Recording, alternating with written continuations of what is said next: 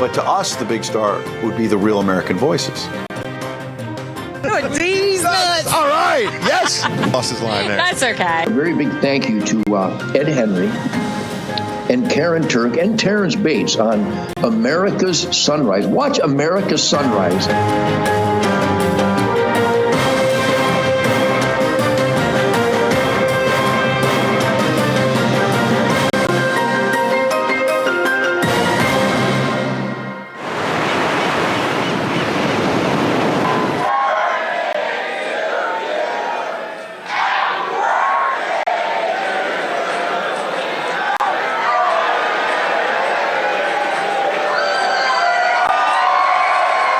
Nice birthday. Wonderful birthday. They were saying happy birthday. I was with Eric and Laura, the kids. Happy birthday, Grandpa. Happy. And I said, oh, great. I just got charged with, they want 400 years approximately. If you add them all up, a fake 400 years. Oh, thank you, darling. That's so nice.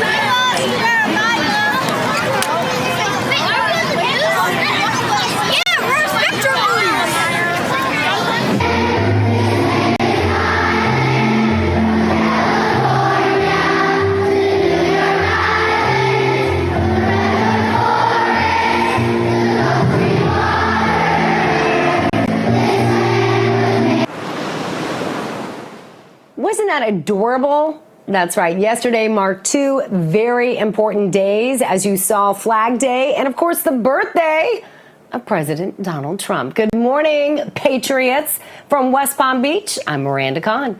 Hey, good morning, everyone. Live here in our Denver, Colorado studios, Terrance Bates alongside the wonderful Miranda Kahn. By the way, ladies and gentlemen, I just learned that one of Miranda's nicknames is Mandy. So throughout the morning, I very well may be referring to you as Mandy because I like that nickname. And again, a special happy birthday to President Trump turning 77 years old on Wednesday, which also coincided, as you said, with Flag Day. Big celebrations across the country. And President Trump himself reportedly celebrated with a round of golf and then, of course, dinner that night with his family.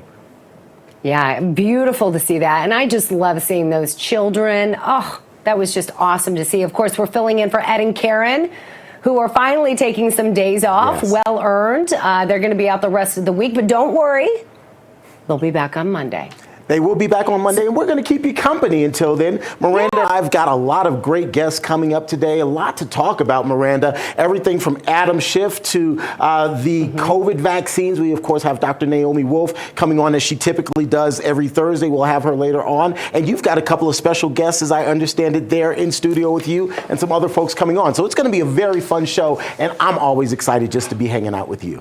It is. We have a new contributor who's going to be joining us. You may have recognized her. She's been on a few times, but Tara's going to join us a little bit later to talk about security, which of course is her field of expertise.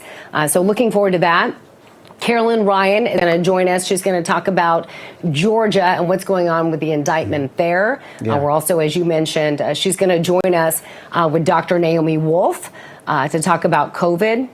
This is something, as you know, and as she shared the other day, is very personal, especially for Carolyn Ryan, having lost her brother, who was basically forced to take the jab. So looking forward to all of that. And then Joe Weber from Just the News going to join us for a 60-second sunrise. We have a jam-packed show for you, so don't go anywhere. Hey, Miranda, just really quickly, I'm sorry, I want to get back to President Trump's birthday because probably one of the best gifts he got is the fact that he has now raised $6.6 million and counting since Jack Smith announced the political prosecution. In fact, this is coming from True Social. President Trump posting this report report on Truth Social, going on to say, and I want to read this to you directly, Yeah. in a clear sign of the steadfast support President Donald J. Trump enjoys from grassroots patriots across the nation, over $4.5 million has been raised just from digital fundraising, with an additional $2.1 million raised at President Trump's event at Bedminster last night. That, of course, would have been on Tuesday night. So this report coming out on Wednesday on President Trump's birthday, 77 years old and $6.6 million richer as it relates to his campaign. So that's quite a birthday present for the president as he moves forward with this campaign. And I think that's one of the great things about his birthday. Not only is he getting older, but he has said, look, I am steadfast in my pursuit of the White House. And now he's got, I guess, a bigger coffer, if you will, a bigger treasure chest to go towards funding his campaign. Yeah, I'm sure he's very happy about that. And we anticipated that to happen because it seems like no matter what these leftists are throwing at him, he seems to be benefiting from it than anything. I mean, like you said, it's been a great fundraising effort for him. So who knows what this Georgia indictment could bring. Right. But again, it was encouraging to see Americans with a smile on their face actually celebrating the real flag, the American flag. And again, the birthday of one of their favorite presidents, even in the midst of these dark times, with the president being indicted and the White House, sorry to say, but the pride flag this month. We're going to dive into that and President Trump's birthday wish a little bit later. Again, one of them raising millions, as you just put it, but we hope you enjoyed the celebrations yesterday. So that was pretty cool to see, right? Absolutely. And a lot of people, as you said, have been sounding out about this online as well. HRBB on Twitter, he's one of the people. You want to read this one? Yeah. Let's do it. So let's go to that if we can. HRBB on Twitter says this, who says, it's obviously a political stunt to try to eliminate the Republican frontrunner and likely next president of the United States, of course, referring to President Trump. It is apparent to everyone. They are extremely blatant about it. It won't amount to anything but a waste of time and money. And you sharing your voice. It's what we do best on this network. There you want to go. take the next Absolutely. one? Yeah, I will. But I just want to comment on that particular one because that really is a sentiment that so many Americans have. A lot of people see this as a political witch hunt. And what we have seen as a result of these indictments against President Trump, both the one in New York as well as most recently in Miami, is that it's emboldened Trump supporters. And more importantly, it has rallied President Trump. It's been a rallying call for Trump supporters. And it really has given them a lot more push towards the 2024 campaign for the White House. That it has. Yeah. So we also want to hear from American Patriot on Twitter, writing at Ben Berkham, at Real America's Voice. Leftist Democrats and rhinos have created a monster that will destroy them. Prosecuting Donald Trump only makes him more popular and stronger than ever. He will never give up on the American people. And that's another thing that he has said, that he is what stands between the federal government and the American people. He says that they're after me, but it's not about me. They're really ultimately after you. He's also saying that, the only thing that's keeping them from getting to you is me. He has said that repeatedly. Yeah. And Just Ray XX also sharing his or her voice. Here we go. Saying a slap in the face to all freedom-loving Americans. Again, referring to the indictment that took place in Miami, Florida. Worse than that, he says all Americans should be quaking in their shoes, that our justice system is beyond corrupt. This will eventually trickle down to affect everyone, no matter what party you claim to favor. It's a threat to all. And I think that's a good point, because a lot of people look at this as like, well, that's just Republicans. We don't need to worry about that. But just like the issue of voter integrity, yes, you do. This impacts independents and Democrats as well. Absolutely. And it's also a sign that the Justice Department, that these letter agencies, the FBI specifically, can be used as weapons against political candidates, against opponents. And we're going down a slippery slope. And a lot of people kind of feel this way, that if it can happen now, it means that any political party, doesn't matter, be it Democrats, be it Republicans, independents, that if in power, they can do a similar thing. And it is the most un-American and unconstitutional thing that can be done. Yeah, and bear in mind, the pendulum does always swing, and it will swing again. So be careful what you wish for, because it could come back to bite you, you know where. Tara's going to talk more about that a little bit later on, coming up after the break. But a lot of prayers going out to President Trump, which leads us into Jesus calling. Stay on the high road with me. Many voices clamor for your attention, trying to divert you to another path. But I have called you to walk ever so closely with me, soaking in my presence, living in my peace. This is my unique design for you, planned before the world began. I just love that. And this, of course, comes from the Bible verse. Yeah, go ahead. You got it. Yeah. No, go ahead. You want to read it, Terrance? All right. Go Yeah, I want to read it. I love it. Amen. I get to read it. So this Amen comes from to the that. Bible verse. This is John 14:27. That's in the New King James Version. It writes, "Peace I leave with you, my peace I give to you, not as the world gives do I give to you. Let not your heart be troubled, neither let it be afraid." And that last part, a lot of you know, let not your heart be troubled, neither let it be afraid. Instead, have faith in the Lord. Love that verse.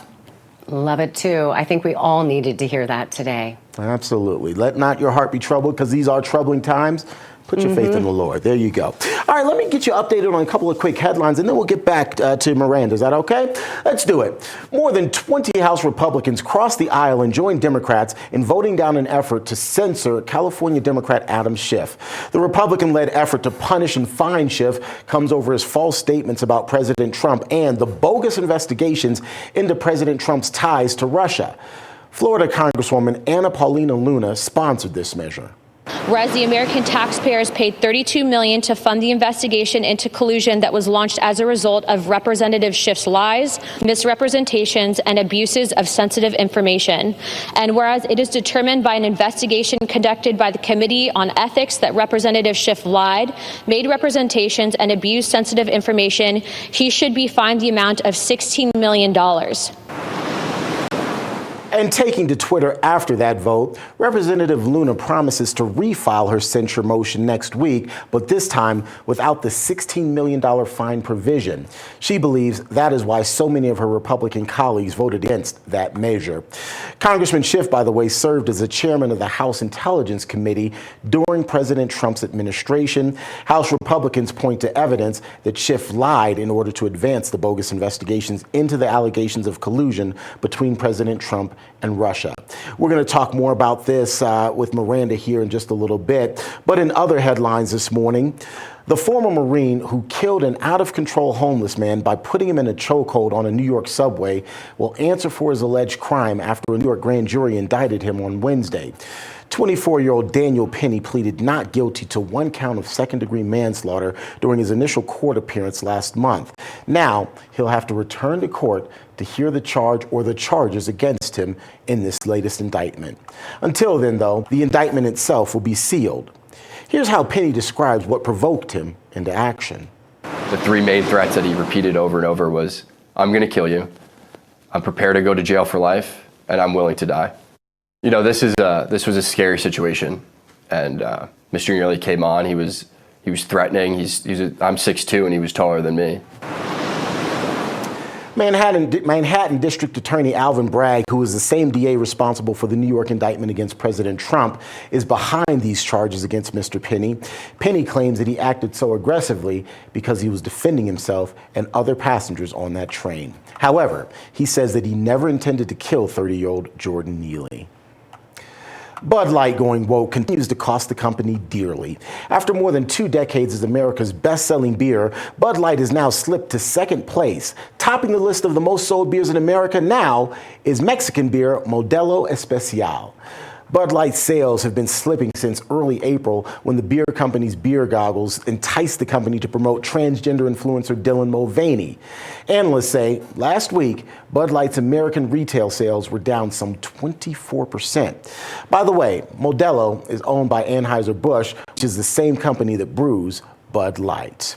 That's a quick check of your headlines. Of course, I'll have more headlines coming your way here in a little bit. But Miranda, I want to talk to you a bit about this Adam Schiff story because it really is starting to take traction, and a lot of people who are in disbelief that 20 Republicans would cross the aisle in order to vote this measure down. And the fact that Anna Paulina Luna is now saying, okay, well, I'm bringing this back, but I'll take out the $60 million fine.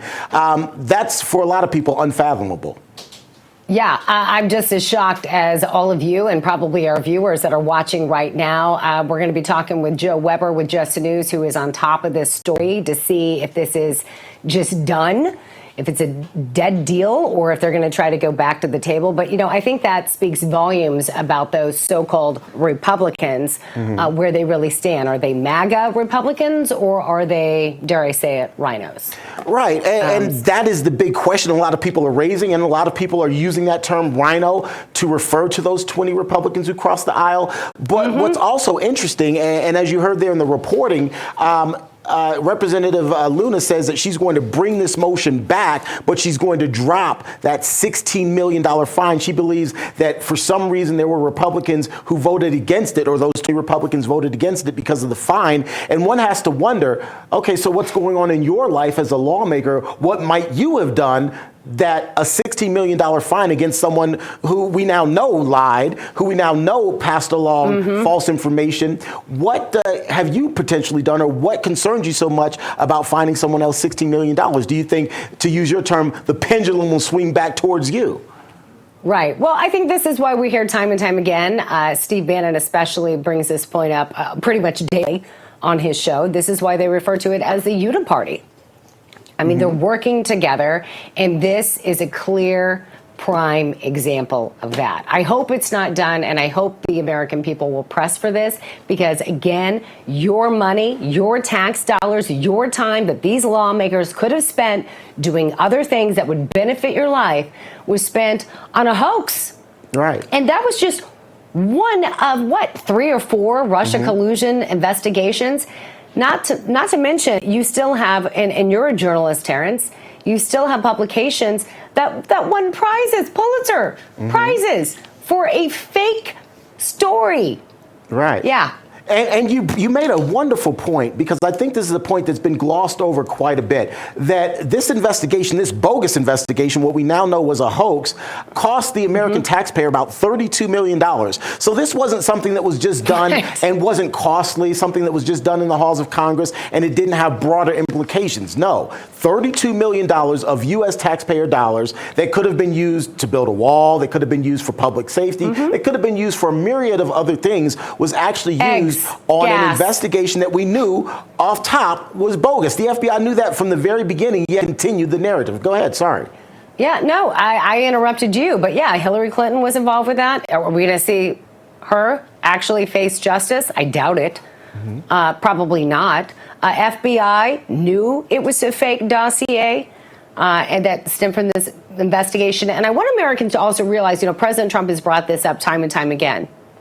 So when you're going to the grocery store and you're spending an average, $7,000 more a year, I want you to think about that. The millions that went into a fake investigation that they knew was fake. No, absolutely. So important to think about that. And again, I'm just thinking of some of the stories. We're going to talk more about Bud Light a little bit later that you mentioned. Garth Brooks making headlines. We'll talk more about that coming up a little bit later on the show.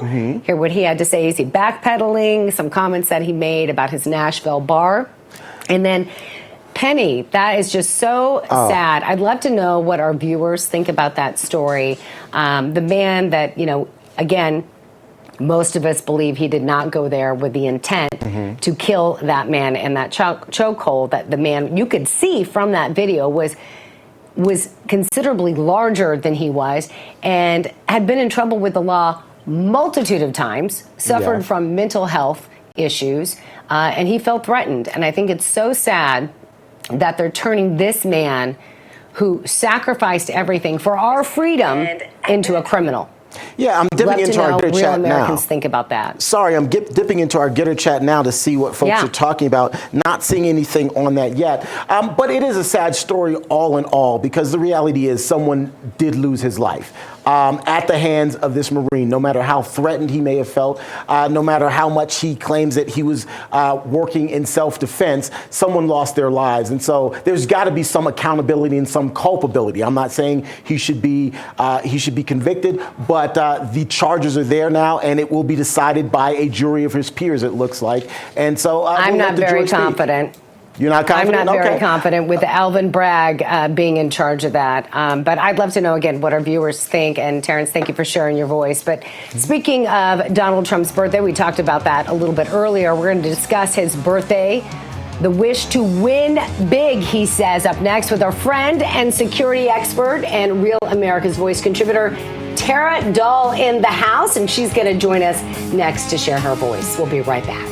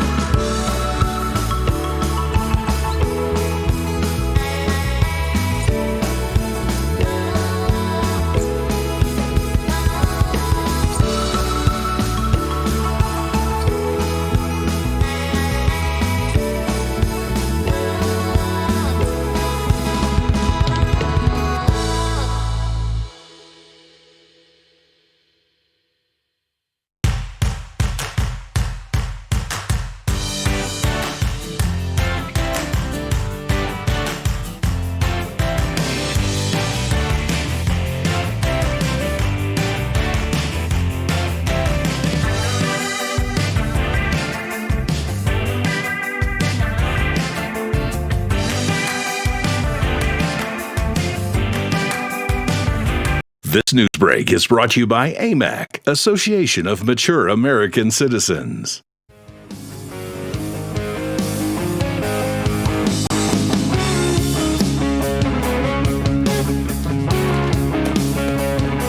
And welcome back. Donald Trump's birthday wish is to win big, Terrance, as we talked about earlier, according to his most recent public address. Of course, this was to a crowd in Bedminster, New Jersey. And I want to just say that number again. How much did he raise? He raised $2.1 million? $2.1 million just at the Bedminster at that Bedminster event on Tuesday. Overall, though, $6.6 million. He's doing well. Like, that's quite a war chest. Yeah, I would say so. Well, of course, all this happened after he appeared in the Miami federal courthouse, where he was charged with 37 criminal accounts related to his alleged mishandling of classified documents. Trump says that prosecutor Jack Smith's attempt at using the Espionage Act against him will fail, and that he and his legal team are going to win bigger than ever. He also blasted the system for being two-tiered. Take a look. I'm not the one who thinks I'm above the law. I'm the one that followed the law. I'm the only one. It's Joe Biden and his corrupt Department of Injustice who think they are above the law. Never before have the two standards of justice in our country been more starkly revealed. Joe Biden had troves of classified documents from his time as vice president and even as a senator. And possibly from 1974, by his own admission. We'll talk later about that. But joining us live now to discuss this further, the former Deputy Chief of Staff for the National Security Council, Tara Dahl. Good to see you again. It's good to see you. Tara. Thank you for having me. Hello, Terrance. So want to get your reaction again, that incredible numbers that Terrance brought up there. This has been quite the fundraising effort, but we were talking about $32 million, Terrance calculated on this whole Russia collusion thing. Again, we don't know what's going to happen with Schiff, but your reaction, because the president seems like he's in pretty good spirits, and you're saying that number doesn't include some other things that should be calculated as well. Yeah, I think it's, well, yesterday with the 20 Republicans who voted against Adam Schiff, it's very disappointing because I personally went through the Mueller investigation. I personally would like to see Adam Schiff held accountable, right? Because the millions of dollars that was spent on the Mueller investigation doesn't include the thousands of dollars that everybody that was included in the Mueller investigation who had to get lawyers to defend themselves against Adam Schiff's lies. That doesn't include any of that. And Adam Schiff destroyed so many lives. And he used his position of power against the American people. As a member of Congress, he is supposed to defend and protect the rights of the American citizens, right? That's his job. Right. That is the job of a member of a Congress. He abused his position and actually violated the rights of the American citizens. He violated the Fourth Amendment rights of Americans. So it's disappointing. And Tara, I'm curious. The fact that we now know that he lied, that he pushed false narratives in order to try to indict President Trump, that ultimately obviously also led to all the issues related to this. The fact that we know he lied and that 20 Republicans still crossed the aisle and voted against censuring him. Yes. What does that say about the current state of the Republican Party in your mind? Well, you're exactly right, Terrance. And that is where I think you're not seeing the accountability for the DOJ. You're not seeing the accountability for the FBI. And that's why we're still having the case right now from the Justice Department, which has never happened against a former president of the United States. But what do you think, going to Terrance's point, not to belabor this, and we're going to talk more about this, but, you know, I kind of referred to it as, well, I think that tells you right there that they're not MAGA Republicans, that they are basically part of the so-called uniparty. I mean, is that your opinion of those 20 Republicans? Like, in other words, if they were right here, what would you say to them? Well, I would say that you have to have people that primary them. We need to have people that primary them, and they have to go back to defending and protecting the rights of the American citizens. That is their job as members of Congress. And that's why I think we're seeing this completely run of amok Department of Justice, FBI, and there's no one held accountable. And they can do hearings all they want to, but people want to see actual consequences. So I hope it is brought again to the House floor, and I hope people do vote on it, because at least they can, if they can't hold the DOJ accountable or the FBI accountable, at least they can hold Adam Schiff, who we know for a fact used his position to abused his position, lied to the American people, and it impacted many lives, including my own. I had to get 3 attorneys. Three attorneys? I had to get 3 attorneys just to fight against false accusations. So it impacts people. And so I hope the Republicans do hold him emotionally, accountable. financially draining. Yeah. And it impacted so many people. And I think that goes back to President Trump. What he's going through now, it's not just President Trump that is going through the false accusations with the Department of Justice being weaponized against him. So many people are going through this, and he's fighting for so many of us. And even if you're Democrat, Terrance, you brought up a really great point at the beginning of the show. If you're Democrat, if you're independent, Republican, it doesn't matter on party lines, because when you have it shouldn't matter. It shouldn't matter. Department of Justice, they can go after your Democratic opponent. Absolutely. Right? It doesn't matter what party you're aligned with. Well, President Trump also Go ahead, Terrance. No, Tara, I wanted to broaden the scope a little bit because one of the things that strikes me about what we witnessed yesterday, and I'm curious about your perspective here, do you see this as being a referendum, if you will, on the current state of politics, that a politician can say whatever he or she wants to, be it true or not, and that there are no consequences? Absolutely. Absolutely. And that's why it's a broader than that. And that's why I think people are really fed up with the Republicans. The Mueller investigation, let's go back to when the Mueller investigation started. That started when we had a Republican-controlled Congress. Right. It started when we had a Republican-controlled Senate. Mm-hmm. And even when the Republicans took over in 2018, right, and they did shut down the Mueller investigation, they exposed it for what it was, the Senate Republicans continued investigating the Trump administration. Remember that? Yeah, of course. So and that was just one investigation. I think people forget there were multiple investigations about this. Oh, multiple. Yeah, and we can't even keep track. I mean, we talked about $32 million, but obviously that's one investigation, and it doesn't include all the money. 3 lawyers, I don't even ask what your bill is. Well, I'm just one of many that went through this, and it's not right, and people do need to be held accountable, especially Adam Schiff, because he used his position, he had classified information, and he went out to the public and he lied to the American public. There has to be some kind of accountability.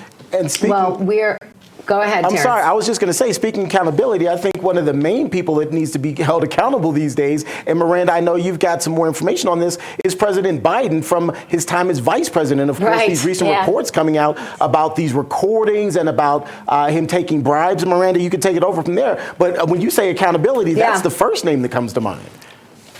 Yeah, well, exactly, because you heard Trump say that he's not above the law. He was actually following the law, and there's a lot of confusion over that because Pence supposedly had classified documents. Biden, as far as we know, multiple locations. Right, it was Chinatown, the garage, going back. He admitted since 1974, because the man's been in office over half a century, that there could be still more documents out there. But there is a clear distinction between what President Trump was allowed to do versus what Pence and even Biden was allowed to do. And this is the point that I think is not getting out there enough.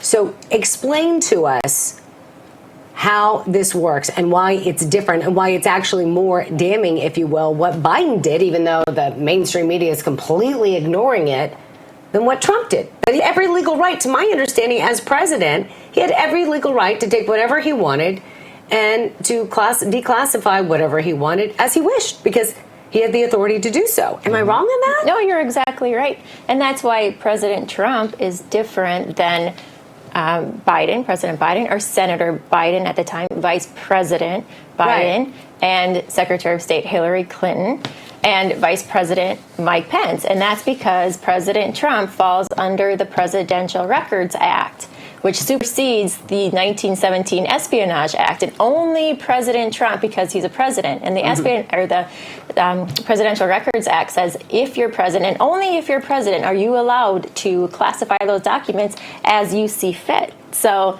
President Trump is following the law, whereas Vice President and Hillary Clinton, they were not. All right. Tara, I want you to stick around. We're going to continue to discuss this further because I'm sure our viewers have some questions and some comments they'd like to share, but I want to send it back over to Terrance real quickly to go over a few headlines if we can. That's right. And these headlines brought to you by AMAC.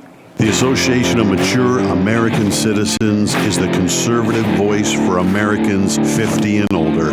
AMAC is fighting for the values that you hold dear. Join today. Together, we can write the course of America. There are two major storylines that have developed in recent weeks involving both President Trump and his successor, President Biden. However, the world seems to be focused on President Trump's legal issues and turning a virtual blind eye to the bribery accusations against current President Joe Biden. Here was his reaction when asked about that accusation.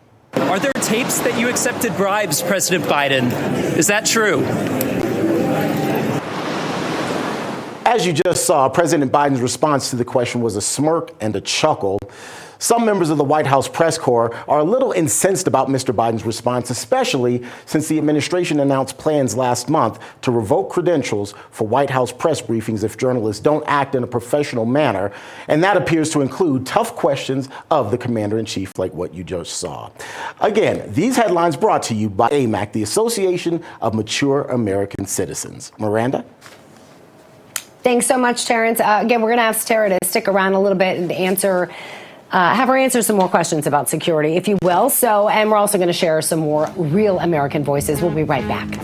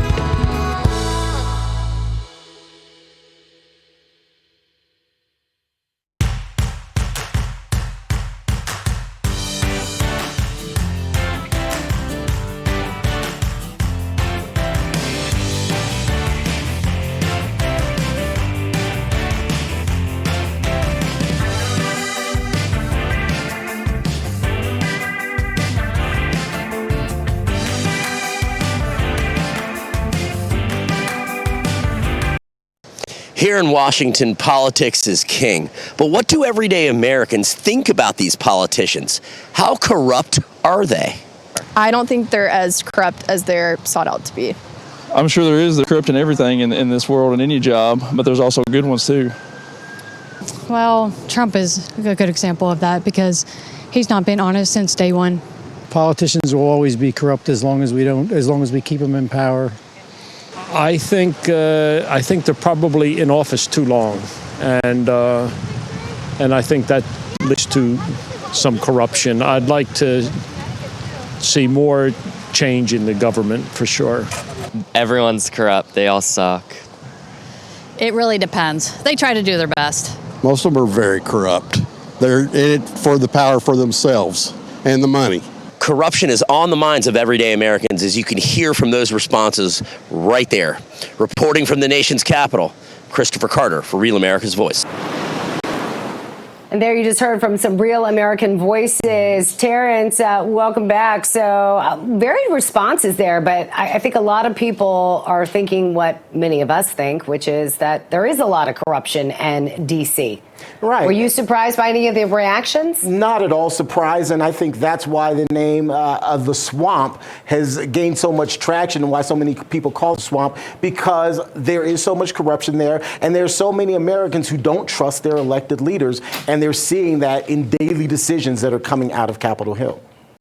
Well, speaking of the swamp, I say it's time to drain the swamp. This segment, of course, sponsored by our friends over at Sea of Mud, where you can use the promo code RAV1776 for 15% off. So, again.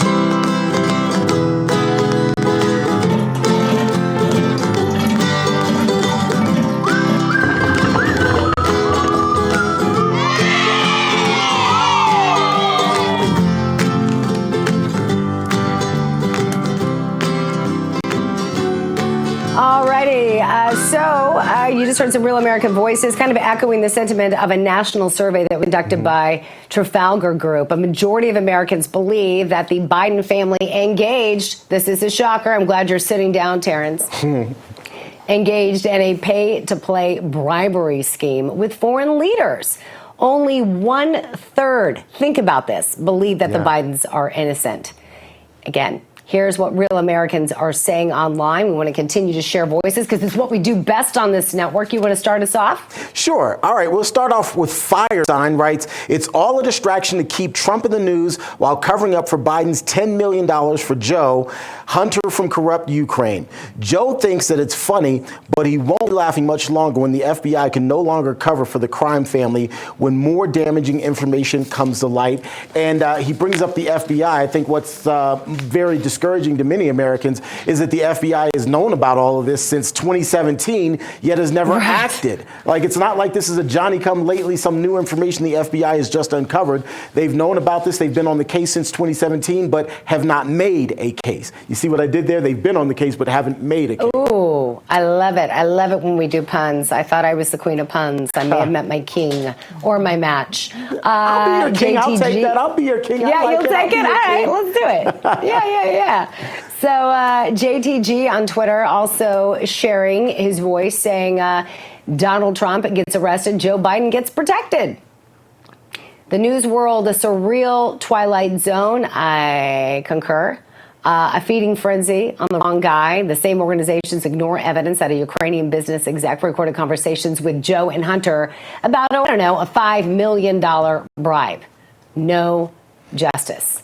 And Americans aren't just losing trust. Obviously, with the president, you mentioned the FBI agencies that he's overseeing, right? So here is former FBI Deputy Assistant Director speaking to Just the News on how the agency has evolved and their trustworthiness has diminished. Take a look. Today, unfortunately, millions of Americans have questions about the Department of Justice and the FBI and what they consider to be unequal justice. As an individual retired FBI agent, as a Marine Corps officer who's worked with some of the greatest leaders ever, Bill Webster, a terrific leader in the FBI, carried the Bureau straight and narrow to the truth, to the constitutional truth. Today, I think the FBI has moved off that line, and I think they have become politicized. One of the reasons, quite frankly, in my view, and many of us, we believe the Department of Justice is bullying the FBI to do things in a way that are not consistent with the rule of law.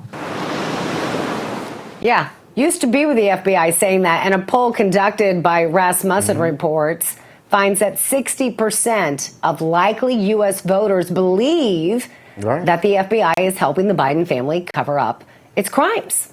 I'm just going to say 2017. Again, you had the information in 2017, and it is now 2023. That's 6 years, and nothing has happened. I think the appearance is definitely out there that the FBI is complicit in all of this. I'd love to hear from Tara, who's there on set with you. Yes, Tara Dahl rejoining us once again. Again, a security expert was with Trump. You were talking about how you had to hire 3 attorneys for one of the Russia collusion investigation. Again, all just a hoax. $32 million. That doesn't include what you had to pay out of pocket, or multiple others. It was so broad. So many people got caught up in that. And American people don't realize that. It wasn't just about Russia. It was an investigation over everyone who was surrounding Trump, anyone who was on the campaign transition team, anyone who was involved in the Trump administration. But here, we've had all this time spent on that. And the Biden family, I mean, Chuck Grassley does this whole announcement talking about the Biden crime family, and there's virtually nothing. How does this make the FBI look? Because you heard what Terrance had to say. 2017, they knew about this. Yeah, and that goes under to when the Trump administration, that was the Department of Justice, right? Under the Trump administration. So as they turned a blind eye. And that where I think it goes back to there has to be oversight.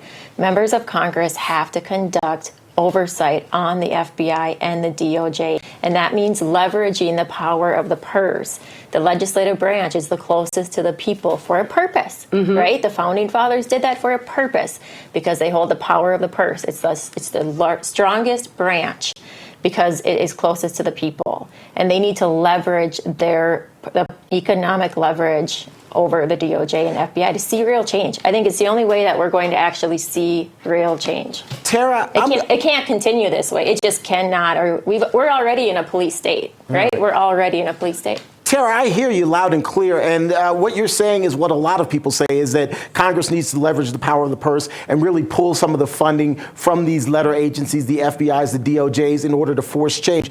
But there's another faction, there's another kind of school of thought out there that the FBI, the DOJ, that all of these agencies are part of the deep state, and it's difficult to control the deep state just by defunding them. Your thoughts?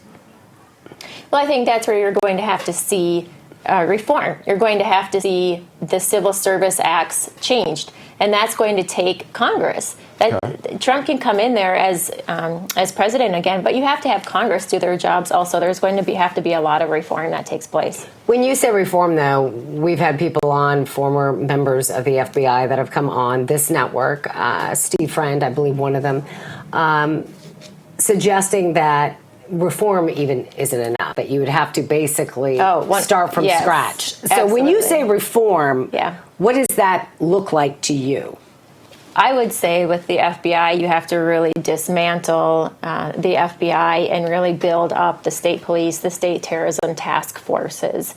Okay. And that's what I think. That's where people get politicized, is because the FBI, the Hoover Building, is in Washington, D.C., and it becomes politicized. Christopher Wray, would you just nix him? Done? I think you should have, I definitely. And again, he was hired under the Trump administration. Right, he was, to replace James Comey, who is now all of a sudden a huge fan of President Biden. Just gets odder and odder. Go ahead, Terrance. Yeah, I was just going to ask Tara, the reform you speak of, do you think it just needs to be legislative reform, or do, for lack of a better word, heads need to roll? Do there need to be firings at the very top of some of these agencies and an all-out purge, if you will, within these agencies? Yeah, absolutely. And like I said, I'd say reform, but a lot of these agencies, if the Constitution doesn't allow it, I think they need to be dismantled. I think you do have to have and there's ways to do that. And I think that if you have the next Republican president, you will see that. Okay, we'll find out. We will find out. So as I mentioned, Chuck Grassley, I think he was talking about the two-tiered system there.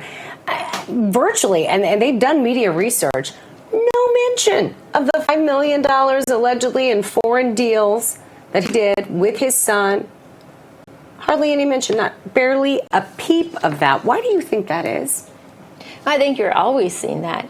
And the Democrats always accuse the Republicans of what they are doing, right? Right. We already had Don't look here, look over here. President Trump was impeached. Don't they call that gaslighting, Tara? They call that gaslighting, right? I think they do. Yes. But it's true. Don't look over here. Yeah. They make the announcement on the exact same day. Yeah. Trump's indictment on his birthday. And they know the mainstream media is going to cover for them. Right. Right? Because they control the narrative, and that's why they think they can do it. And we're going to show some of those clips a little bit later as to why they didn't do it. I want to show a little bit later on in the show Rachel Maddow giving her reason why they didn't show Trump speaking again in Miami following that indictment in the federal courthouse. And then also Jake Tapper, one of the few that actually did, from CNN. We're going to show his reaction as well.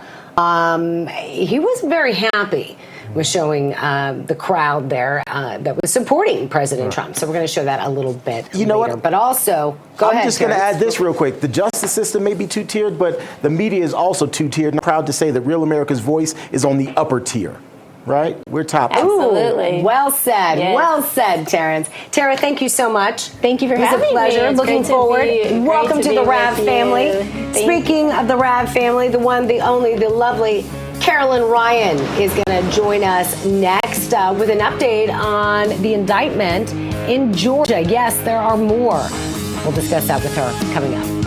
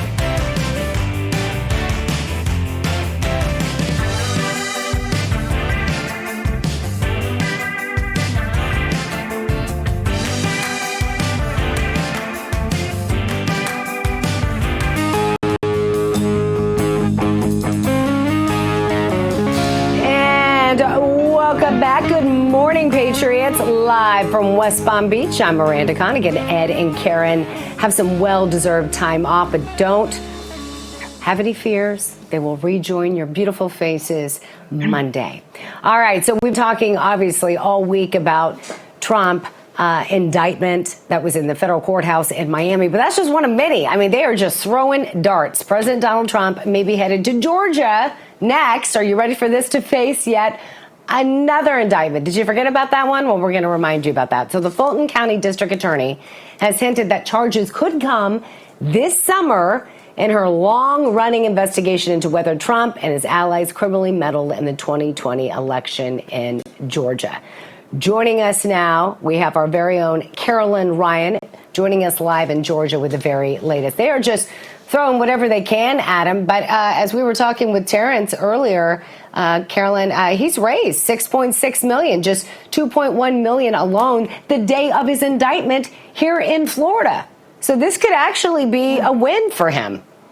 Yeah, and they just keep right on coming. And we know this week we now have confirmation that here in Fulton County, where I am, the sheriff's office has confirmed that it is coordinating with local, state, and federal agencies to make sure that the Fulton County courthouse is equipped and prepared ahead of potential indictments that could come as early as this summer. So here we go again. Now, according to Fox 5, the local Fox affiliate here in Atlanta, the sheriff's office sent sent staff up to New York for the first indictment brought by DA Alvin Bragg, and then they sent deputies to Miami this week on Tuesday for Trump's second indictment to, quote, gather intel on security operations at court proceedings for former President Donald Trump. So they're taking notes.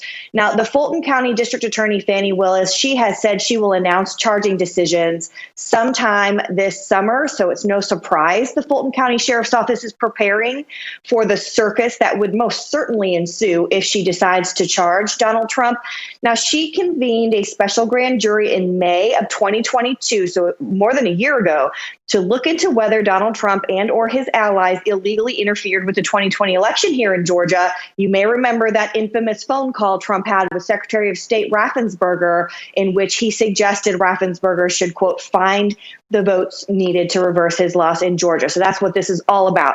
Now, the special grand jury heard from about 75 witnesses. It was a 7-month period, but they did not have the authority to issue indictments. It did, however, issue a report with charging recommendations for DA Willis. Most of that report, by the way, remains under seal. Now, after that report was finalized, Willis, the DA, she told local law enforcement to be ready in a letter here. You're looking at it on your screen for heightened security this summer because our indictment decisions might, quote, provoke a significant public reaction and possible acts of violence. Of course, who needs proof of any of that? She just decided to throw that in there. We've seen 2 indictments so far, and there has not been any violence on behalf of Trump supporters. But when does the left pay attention to actual facts on the ground? We do expect DA Willis again to announce her decisions on whether to charge Donald Trump in the coming weeks. We don't have an exact time frame, but all indications point to early to mid-August. And law enforcement again now confirming that it will be prepared for the unique security measures that will be needed to handle it all. Miranda. All right, we're going to stay on top of that. Yeah, don't let the facts get in the way of a good story, right? Yeah, absolutely. All right, absolutely. I want to get your reaction to someone you may remember. Remember Jean Carroll? Oh, yeah. Remember her? Remember her well. Yeah. Yes. So she's, yep, of course. Well, she's also making headlines again after a judge has opted to allow her to seek more damages. Okay, so this comes after Trump's remarks made at what will likely be his final CNN town hall. Take a look. You don't feel like a victim? I was not thrown on the ground and ravished. Which the word rape carries so many sexual connotations. This was not sexual. It hurt. Well, I think most people think of rape as it is a violent assault. It is not. I think most people think of rape as being sexy. Let's take a short break. Think of the fantasies. We're just going to take a quick break. If you can stick around, we'll tomorrow on the other side. You're fascinating to talk to. Wow. Okay. So that wasn't the clip, obviously, from the CNN town hall, but that was a clip from CNN that I wanted to share because how uncomfortable did Anderson Cooper look during that clip? I mean, she's describing rape as sexy. He was so uncomfortable, Carolyn. He had to go to break. And if you think that's bizarre, I just want to play a little clip of this is Jean Carroll, the real Jean Carroll. If we could just play a little clip of her. This is like something she did 5 years ago with like Elle magazine, and it is bizarre. Take a look. People read an advice column because they want to say, oh my God, thank God that's not me. I like to stay up late. I like to sleep late, and I like to live like 90 in between. I get up around noon. Yeah, that is the real Jean Carroll. I mean, really? I mean, are we supposed to take her seriously, Carolyn? Well, no, and that's the point here. And obviously, so Trump has all of these legal issues now that he's facing. He's got the 2 indictments, potentially another 2 more, one in Georgia, one in D.C. potentially. Then he's got this civil case brought by Jean Carroll. You may remember, I mean, she's just wacky. She brought this case and she was funded by these big millionaire donors to fund the case. He was found not guilty or not liable for having raped her. He was found liable civilly for sexual assault. So now that case is closed. But now she's taking it a step further again. She wants to sue him for defamation because he's saying she lied about the rape charge. So it just keeps coming. She is not a credible person, and anybody who calls rape sexy has some serious mental issues, in my opinion.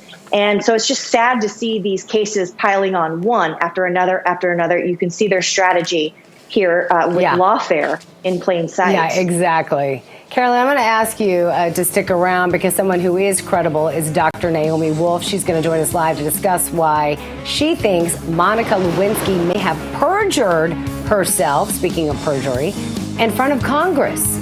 She'll explain next.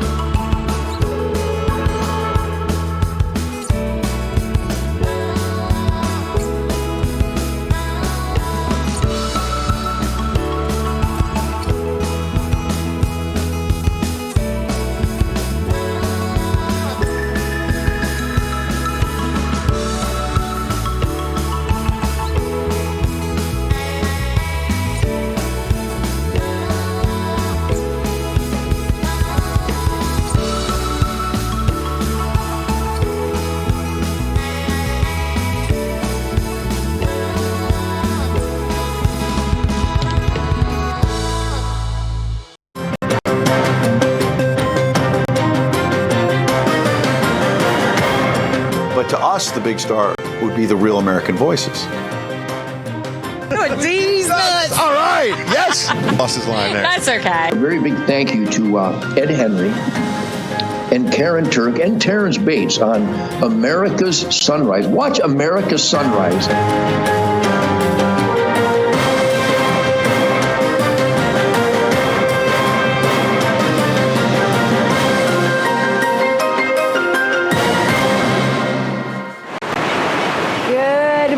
Patriots, Miranda Kahn here again. Welcome to this second hour of American Sunrise. Again, Ed and Karyn are off, enjoying some well-deserved time off, I would say. Joining us from Denver, Terrance Bates in the house. Good to see you, my friend. I'm having fun. Are you having fun? Having a great time. It's always good hanging out with you, Miranda, a.k.a. Mandy. I get to call you Mandy now. We're live here in Denver, and there's a lot to talk about coming up. Yes. Our guest that we have here every Thursday, Dr. Naomi Wolf, is going to join us to talk about the COVID vaccine, more specifically, Dr. Rochelle Walensky, the outgoing head of the CDC. Yes, I said Monica. Yes. I think it's just an old habit. Mistake.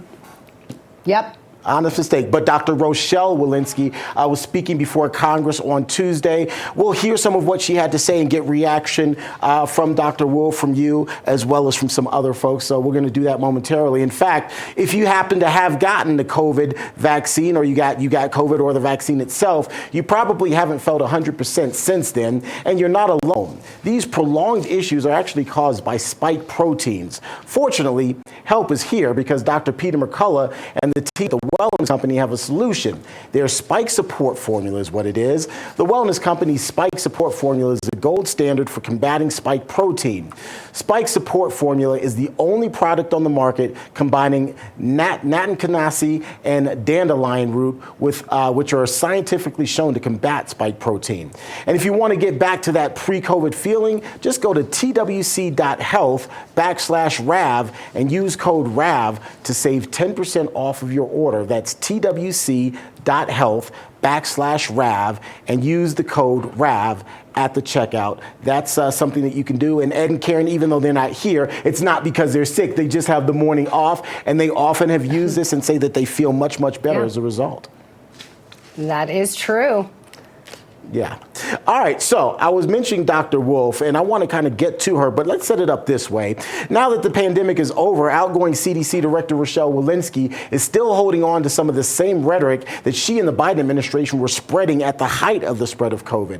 Walensky testified before Congress on Tuesday, as I mentioned earlier, and she said then that one of the priorities she sees moving forward should be access to data.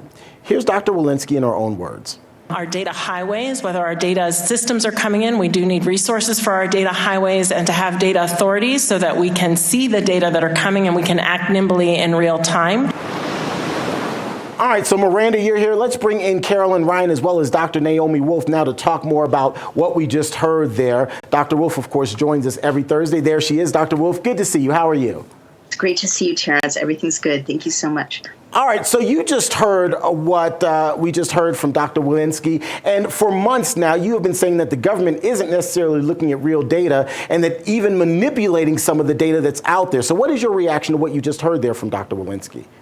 Well, I'm not surprised that she's admitting to completely making up their data collection reports about the pandemic. I wish that the members of Congress observing what she was saying would have understood what she was saying. I've been warning for a long time as someone who runs a civic tech company that deals with inputs of government data from 50 states, that the whole presentation of the pandemic, who was getting sick, the surges, the deaths, were not possible in real time because each state has a different way of reporting government data, and there is no orchestrated way to update health impacts in real time. And yet they were saying, oh, surges, oh, spikes, national maps. It was not possible. And you could never, as I wrote in my book, The Bodies of Others, none of these maps let you see the original data sets. So now she's admitting that there is no systematized API that's integrated, which is what you need, speaking in tech speak, to integrate all of these state-by-state databases of what's going on with Americans' health. That is something to fix, but the next question should be, so what have you been reporting to America for the last 2.5 years? The other thing to be aware of is, be aware, data authority. She is asking, and they've been pushing for this for a long time, the big tech companies that are funding the pandemic, basically in the response and the vaccines, the big tech companies that have been pushing state by state by state for vaccine passports that my organization has fought hard in 33 states to pass legislation to ban.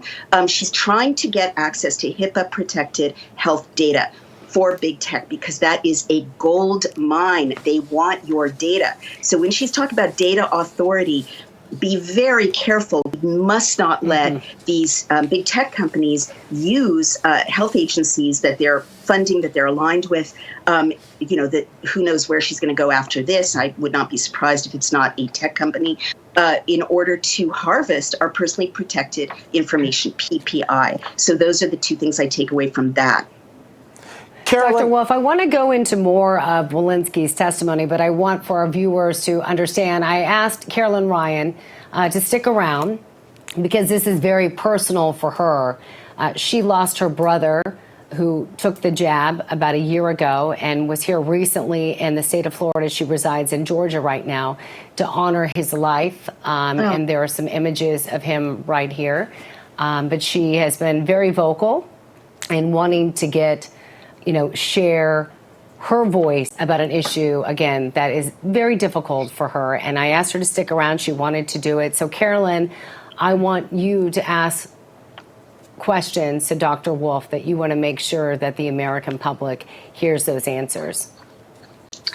Hi, yeah. I mean, it's good to join you and to be on this important panel and to hear what you've done, the research you've done. And I think you're spot on there with listening to Rochelle Walensky. I think we're in a phase right now where it's CYA, the CYA phase, cover your own, you know what. And I think, as far as information, people like you, Dr. Wolf, and other researchers have been light years ahead of our own government in terms of looking at some of the studies that are coming out holistically and being able to determine that the vaccines were not effective and that there were massive adverse effects. There's been over 3,000 peer-reviewed studies that show the adverse effects of these vaccines. And in fact, some researchers now not even calling them vaccines. They're calling them gene therapy injections. And our government has been so behind, but yet they continue to parrot these, how important they are. They're safe and effective. They're safe and effective. And there are real families like our family who have fallen victim and who have died, who have lost their lives from this. And, my brother, you're looking at him on screen there, 43 years old and healthy with 2 young kids and a beautiful wife, everything ripped away because he was mandated based on CDC recommendations to take this vaccine. So I just want to personally thank you for the work you've done. And I guess I don't really have a question other than, we're getting this information out thanks to RAV and thanks to your site, Clout Hub, and other areas. But I guess for the general public who say, but the CDC says it's okay, how do we break through that this long-standing narrative that they are to be trusted? Ms. Ryan, I am so sorry for your family's loss. I mean, I can't bear, my inbox is full of families like yours mourning people like your brother who were in the prime of life, perfectly healthy, had everything, little children to raise, and gone because they believed the lies that Dr. Walensky and the White House have perpetrated on our country for the last 2.5 years, and also because of these illegal, unconstitutional mandates. I am so sorry. The site, by the way, is dailyclout.io. And yes. These reports there. I guess what I would say is respectfully to, it's just so heartbreaking. Yeah. It's not that the government is behind us. It's that the government is paid by people who want to kill us, basically, and injure us and take the lives of people like your brother. And there's no way to avoid that conclusion anymore after, I've looked at the 74 reports by our 3,500 experts. We are at war. And as you know, I've concluded that this is a bioweapon. And I guess what I would say is that Dr. Walensky in her testimony did 2 appalling things that go directly to your family's loss. One is she was asked directly about statements she made that were untrue, and they were part of the drumbeat to get people like your brother to agree to these horrible mandates, or even if they didn't agree to allow the mandates to roll out. One of the things she claimed was that the vaccine was 95% safe and effective.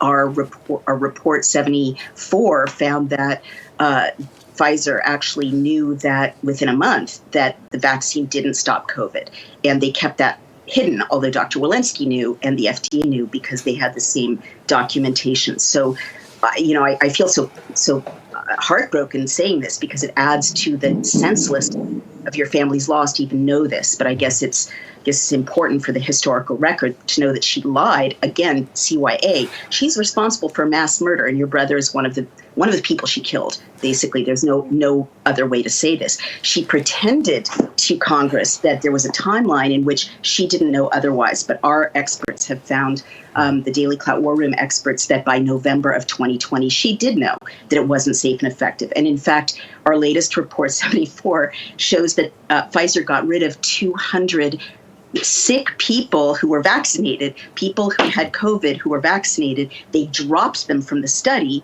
so that they could, and left only 8 people who were vaccinated who had COVID versus 172 unvaccinated people with COVID, so that they could make the false claim that Dr. Walensky stated to Congress that it was 95% effective. That's what killed your brother. That lie. Yeah. Dr. Wolf, get away from that. Dr. Wolf, you made great points, and you used some strong language saying that Dr. Walensky lied, that she was trying to CYA. We do something here that we call receipts. This is the proof. And so I want to play this soundbite from testimony on Tuesday, and then Carolyn and Dr. Wolf, I'd like both of you to respond. And this kind of goes to what you were just saying, Dr. Wolf. So let's listen in and then respond. You first, Dr. Wolf. Go ahead, guys, play this. We saw data and evidence that was over 90% that the vaccines were effective in preventing severe disease and death, and in fact, in preventing symptomatic disease. And that once people had been vaccinated, even if they were to get infected, they were not getting sick and they were not able to transmit to others. But Dr. Walensky, you stated... So, Dr. Wolf, I want you to respond to that, because most of us, even the common observers, know that there were people who got vaccinated who still were infecting people who were still getting sick. But I'll let you take it from there. Sure. I mean, it is shocking.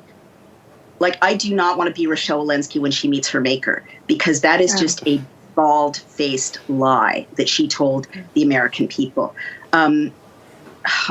So, again, we all know, like, the data are coming in now that show that vaccinated people are filling the hospitals more than unvaccinated people. And we know why. The experts, the dissident doctors, our experts who are brave enough to tell the truth, are finding that these injections damage the immune systems of the people who take them. So they're the ones getting sick. The rest of us who are unvaccinated still have our immune systems, so we're not getting sick. But again, when she told that lie, she knew it was a lie. By November of 2020, in the Pfizer documents, it shows that Pfizer concluded that these injections had what they called vaccine failure. They also called it failure of efficacy. And in the Pfizer documents, there are giant categories of side effects for the vaccinated people. First side effect is arthritis. The second side effect is muscle pain. The third side effect is COVID. They had thousands and thousands and thousands of vaccinated people in their own documents by January of 2021, before she told her lie to the American people, showing that vaccinated people were getting COVID, that the vaccines did not work. And not only did they not work to stop you from getting COVID, they did not work to stop you from transmitting it to other people, which was the whole rationale, as you recall, for these illegal mandates that killed Ms. Ryan's brother. The whole rationale was, okay, even if you're perfectly healthy, even if you're not in an at-risk category, you're not obese, you don't have diabetes, you're not immunocompromised, you have to take these mandated injections if you're a federal worker or many other categories, healthcare worker, soldier, so that you can prevent transmission to others. Remember, save grandma. That was a lie, and she knew it, and Pfizer knew it from November of 2020. So this woman has lied to Congress, which is a federal crime, as I understand it. She needs to be charged as a criminal, and she needs to be charged as a criminal for participating in the murder of people like Ms. Ryan's brother. And there's no other, I am not exaggerating, this is just the simple fact.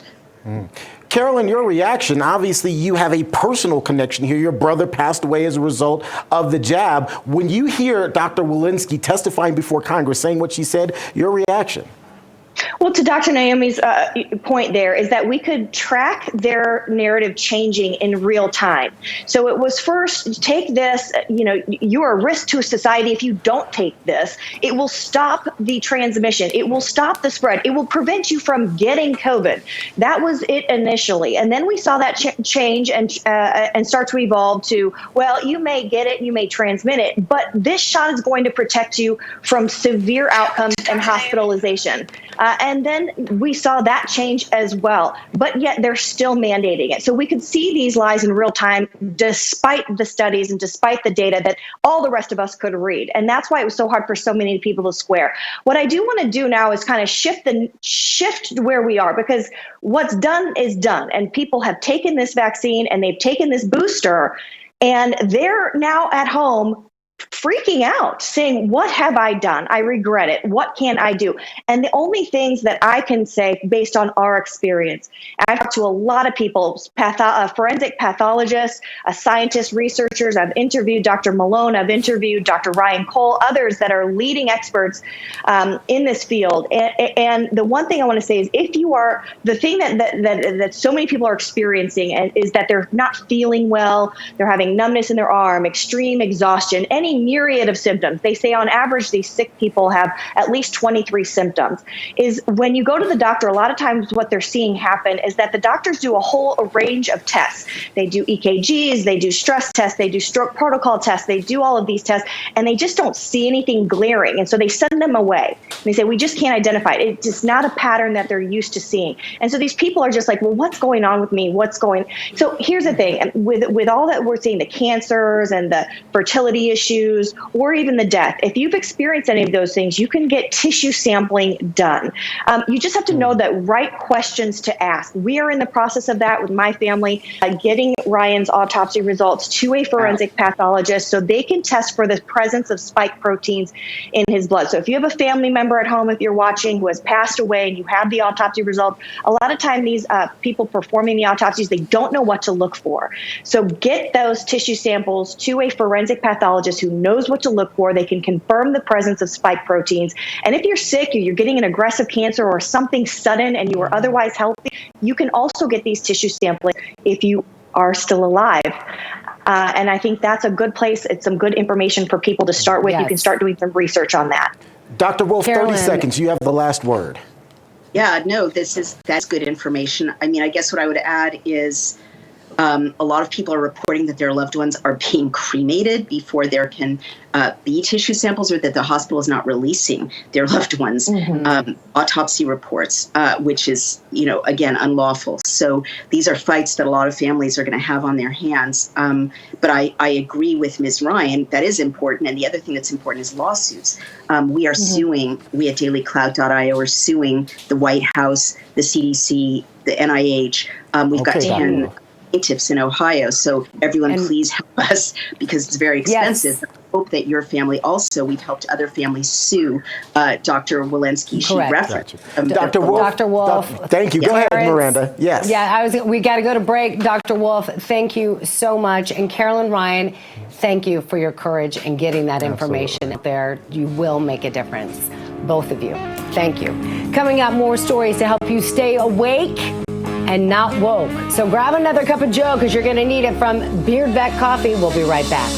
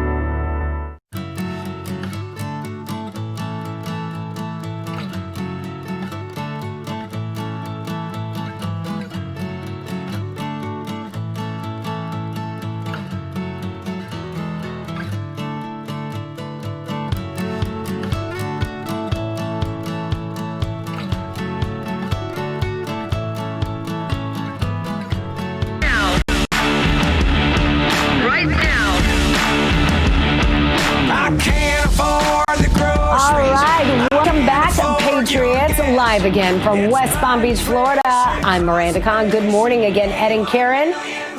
Taking some well-deserved time off.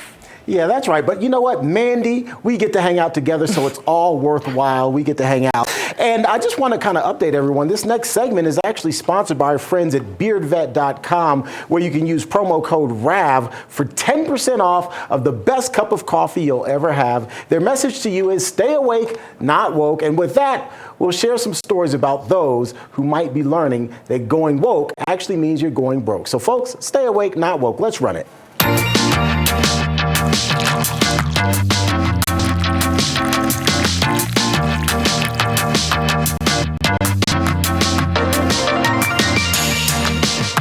Well, speaking of coffee, Starbucks baristas in at least 22 states are now complaining that their stores are being told they're not allowed to decorate for Pride Month.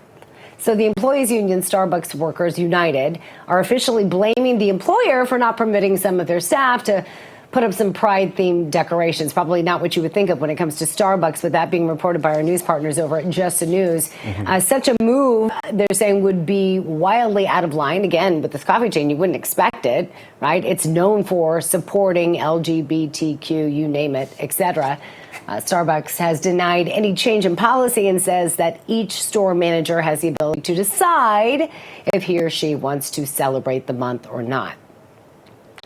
Story there. Yeah, also, this story making headlines. So this is happening as students in Burlington, Massachusetts are under fire now for staging a protest against Marshall Simmons Middle School over the school's Pride celebration. So students allegedly just tore up Pride posters, Terrance, and chanted things like USA are my pronouns while wearing red, white, and blue instead of the rainbow colors that they were encouraged to wear. Here was one mom's reaction. Take a look.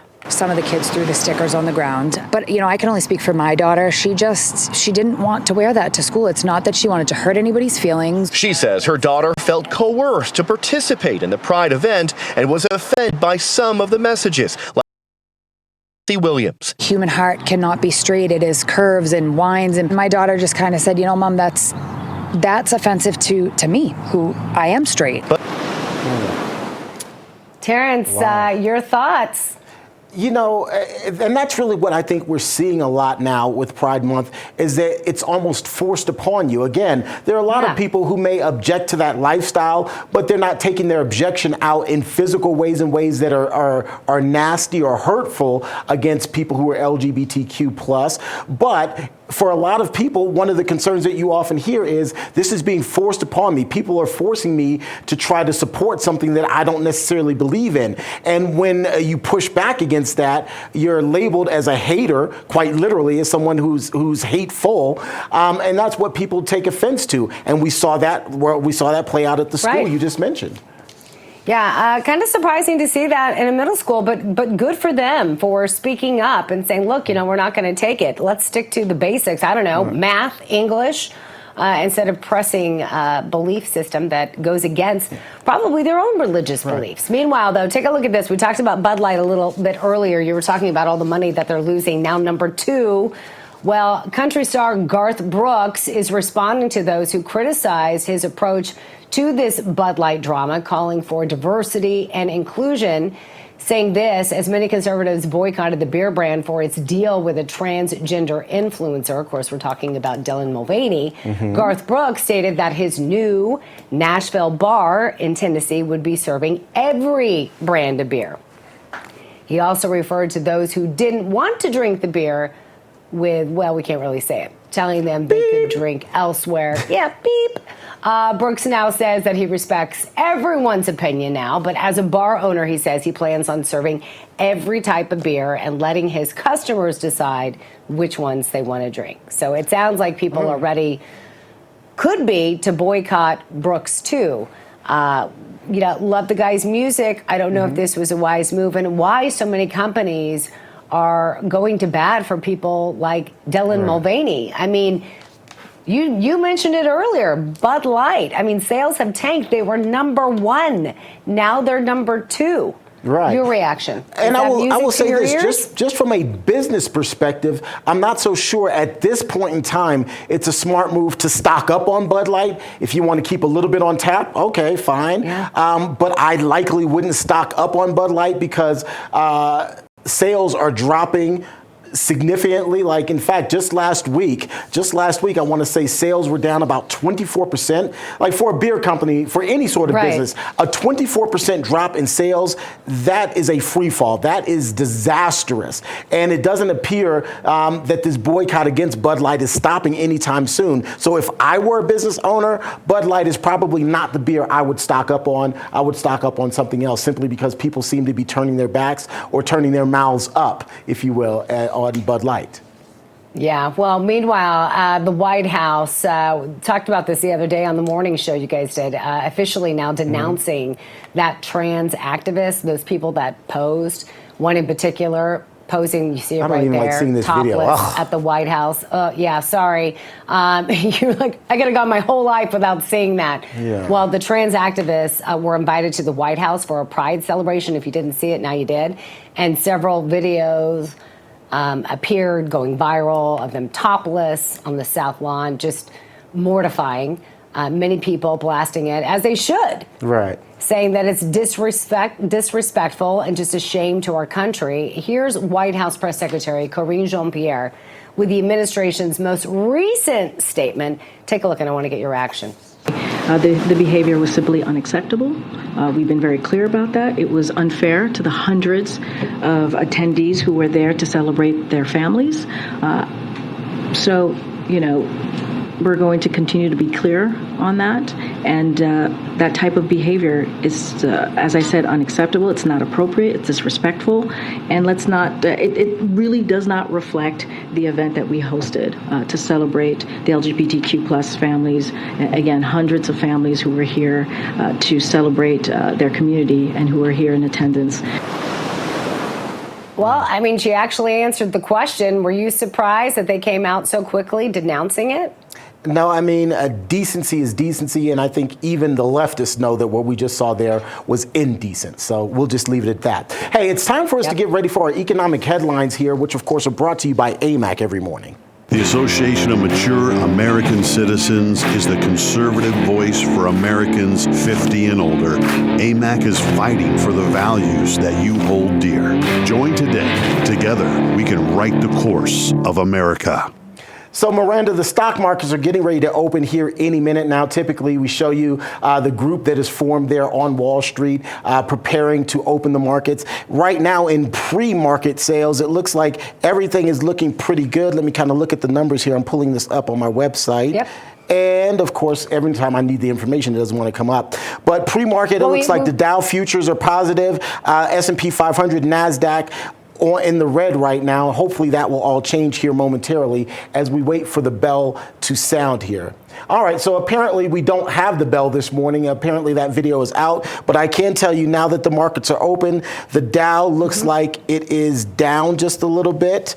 And let's pull this up here again. Yeah, Dow is down about 12 points. The S&P down about 8 points. The NASDAQ, however, that's the tech-heavy index, is up about 53 points. So for those of you investing, good news in the NASDAQ. Hopefully the Dow and the S&P will rebound a little bit. Miranda, in the meantime, as expected, the Federal Reserve is holding steady on the current interest rate and skipping what has been a string of historic interest rate hikes over a 15-month period. Wednesday's decision not to raise rates was unanimous. Since March of last year, the central bank has raised interest rates 10 straight times in an effort to cool the economy and force inflation down. Now, the Fed is waiting for the rate hiking campaign to trickle through the economy before deciding how to proceed. However, Fed officials are warning another rate hike will likely happen at the next meeting, which is set for late July.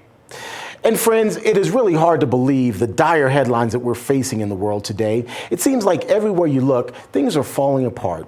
And that's why one of the smartest investments you can make right now is in your family's food security. Here's the reality.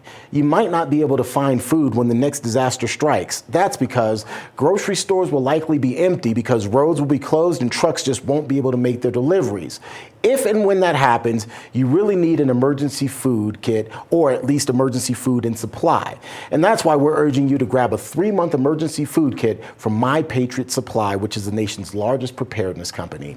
When you order today, you'll save $200 on each kit that you need, and having these kits means that your family will stay fed while others may end up having to stand in line just to get food.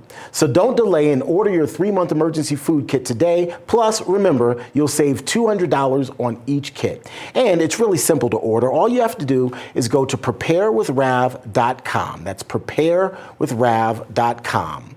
You'll get fast and free shipping, and if you do so today, you definitely won't regret it tomorrow. Again, that's preparewithrav.com. That's where you need to go to order that 3-month food supply kit from preparewithrav.com. That's the website to go to. Do that right now. All right, let's get you back to my favorite Miranda, or Randy as they call her. Or that's what I'm going to call you, Randy. I'll respond to either.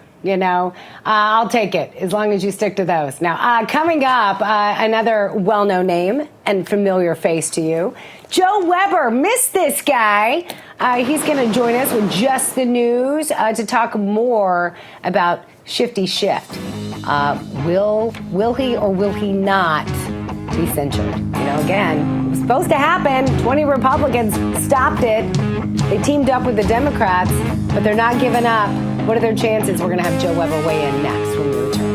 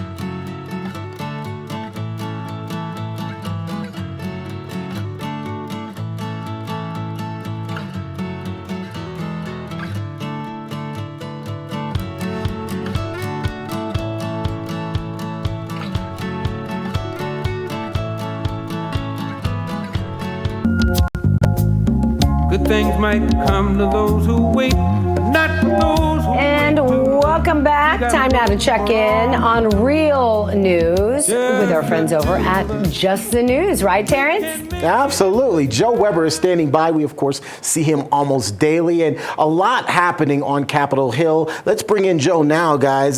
Joe, a lot happening on Capitol Hill, particularly as it relates to Adam Schiff. As I told you earlier, I have to make sure that I'm very specific about how I say his name because I could slip to a 4-letter word quite easily. I don't want to do that. Adam Schiff. There you go. I Hey, think Joe. it's more appropriate definition for him, Joe. That's just personally speaking. But so we were talking about it earlier. 20 Republicans, right? You know, teaming up with some of these Democrats and blocking this from happening. What's going on here? So good morning. Yes, here's what happened yesterday. As you well know, Republicans have tried for years, almost this quixotic effort to censure Adam Schiff for what they feel like was his overstating, which is now the debunked Russia collusion hoax. If you remember, he was the chairman of the Intelligence Committee. McCarthy already took him off of that. So here's what happened yesterday. So let me just back up a little bit. In May, Republican Congresswoman Anna Paulina Luna put out this resolution to censure him. And so yesterday, House Democrats put up a resolution to, quote unquote, table it, which meant that, you will sort of never see it again, effectively kill it. The vote was 225 to 196. 20 Republicans voted for Democrats. 7 voted president. 5 of them were Democrats and 2 were Republicans. But here's, I think, what happened here. And I don't want to swerve from analysis to opinion, but sort of at the end, the Congresswoman put in a $16 million fine. And I think that was just a little too much for House Republicans. They almost, I would say, overplayed their hand. I want to point out what Thomas Massie said. He's a Republican congressman from Kentucky who considers himself a constitutionalist. And he said he opposed the measure because it violated amendments in the Constitution governing excessive fines and changes to congressional pay. And Joe, one of the things that we're hearing coming from Anna Paulina Luna, who is the congresswoman who filed this measure in the first place, is that she's not giving up. She's trying to bring this thing back up as soon as next week, I hear. Mm-hmm. Yeah, she could. I don't know what she's going to do. I have not spoken to her, but I would think maybe the first thing is to drop that fine down a little bit. Mm-hmm. One other thing is it's worth mentioning, Schiff, he's competing to replace California Democrat Senator Dianne Feinstein next year because she's retiring. And he's well ahead of all his challengers or his Democratic challengers in that race. I think it's pretty safe to say that Democrats will win that unless some Republican comes up. But a little bit, he's out the door on this. Yeah. Well, a lot of people have been urging her to step down. We've seen those photos. We've heard those recordings where she wasn't even aware that she hadn't been in office after what appears to be suffering from more than what they're letting on to. But you mentioned this fine there. I just want to throw out a number that Terrance mentioned earlier, Joe, that American taxpayers have spent at least $32 million on a fake Russia hoax on just one of those investigations, just one. Mm-hmm. But we had Tara Dahl joining us earlier who did security on Trump's team.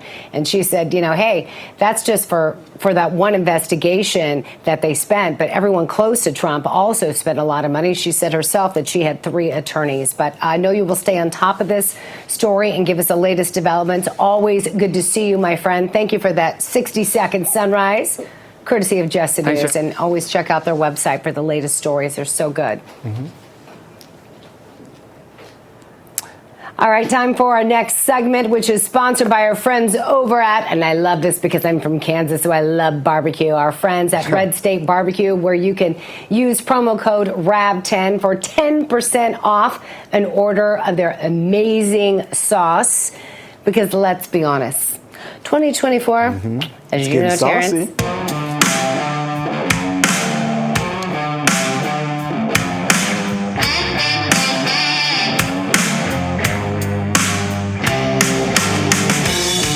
Speaking of saucy, let's start with this story. So Republicans vowing to fight back against Donald Trump's indictment, as you know, that we were talking about a little bit earlier in the show. Let's take MAGA Senator J.D. Vance, who says he is going to do this now. I've announced today that I will be holding all Department of Justice nominees that Merrick Garland will use, if confirmed, not to enforce the law impartially, which is his duty, but clearly to harass his political opponents. I think that we have to grind this department to a halt until Merrick Garland promises to do his job and stop going after his political opponents. Donald Trump is just one and the most recent example of the fact that Merrick Garland uses his department for political purposes.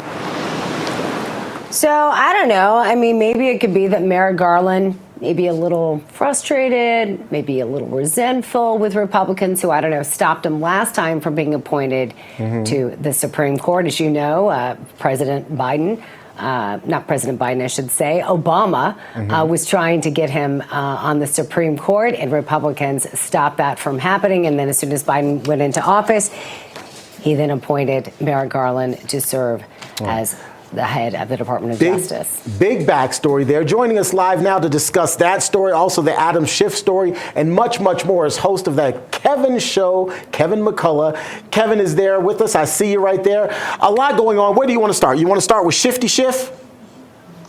Well, I was disappointed when I saw the top headline of that story yesterday as well. I didn't want 20 Republicans making some sort of excuse for the horrendous behavior of probably the most negligent, slanderous, libelous head of a committee we've ever seen in Congress. When Adam Schiff ran that committee, not only did he run up the $32 million that Miranda just mentioned, but on a regular basis, he would go in to the uber super secret sanctuary that he was having those meetings at, have one set of discussion with the people that were on the committee, come out to the press and tell the press the exact opposite. I mean, you have to look awfully hard to find someone who was more deceptive, dishonest, and destructive to the process than Adam Schiff was. So I'm kind of the opinion that 16 million was probably about right, but we'll have to wait and see. Yeah, well, we'll be staying on top of it. She's not giving up. So we'll see. But I want to shift gears, Kevin, and talk about the indictment of President Trump that took place in Florida. So presidential candidate Vivek Ramaswamy, is standing out amongst the pack now, making this campaign pledge. He did this during the president's arraignment, again, here in the Sunshine State, where, by the way, not even Governor Ron DeSantis showed up. But take a look at what he had to say. I'm happy to announce this is my commitment on January 20th, 2025. If I'm elected the next U.S. president, pardon Donald J. Trump for these offenses in this federal case. And I have challenged, I have demanded that every other candidate in this race either sign this commitment to pardon on January 20th, 2025, or else to explain why they are not. And I will tell you something. It's going to be difficult for those other candidates to sign this letter.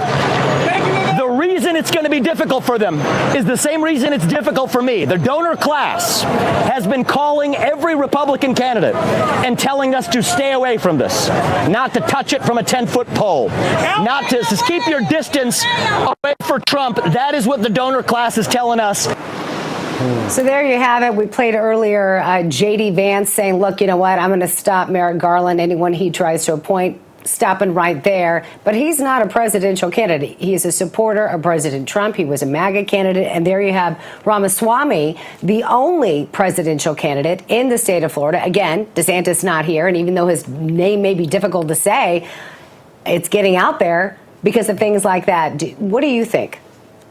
I think that since that press conference happened yesterday at about 10:30 a.m. Eastern time, that Larry Elder, the former gubernatorial candidate from California, has also joined Mr. Ramaswamy in issuing that challenge.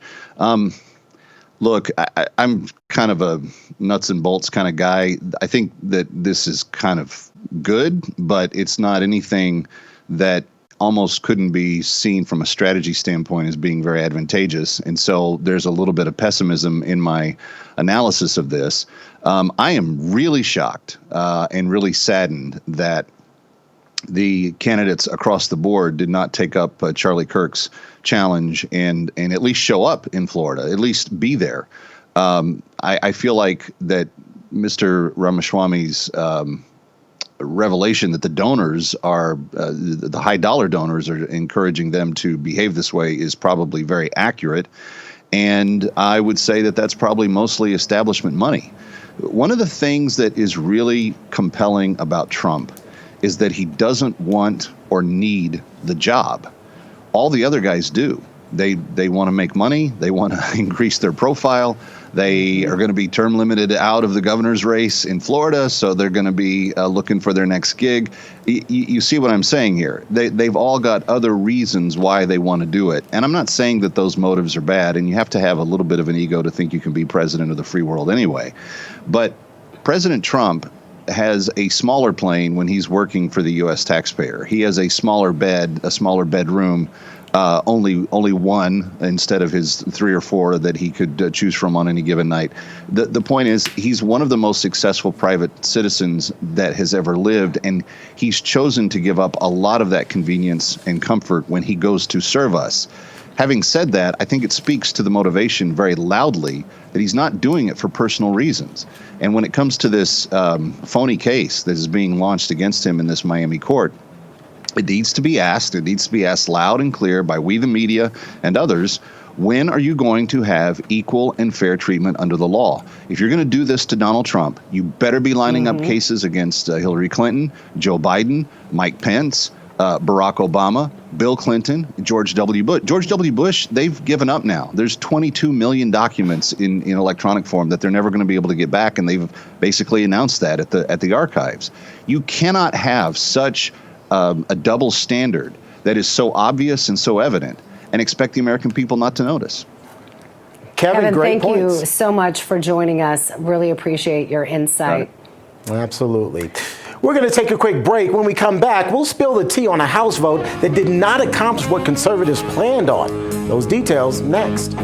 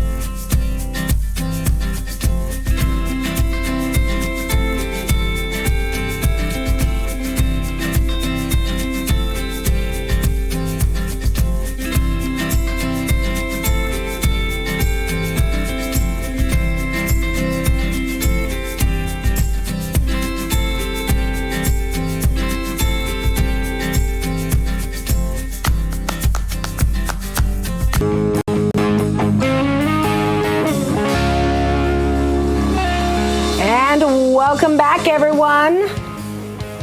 You feeling thirsty?